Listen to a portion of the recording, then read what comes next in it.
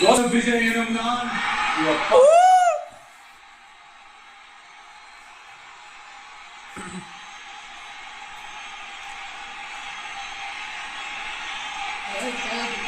சட்டப்படி அமைக்கப்பெற்ற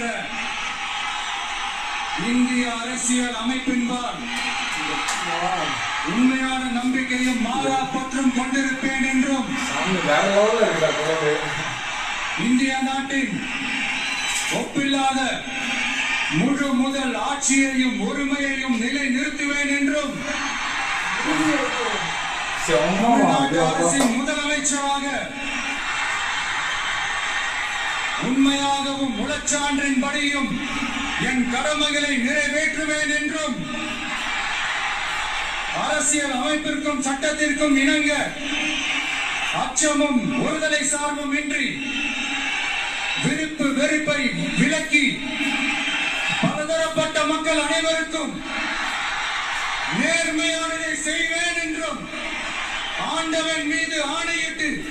உறுதிமொழிகிறேன்.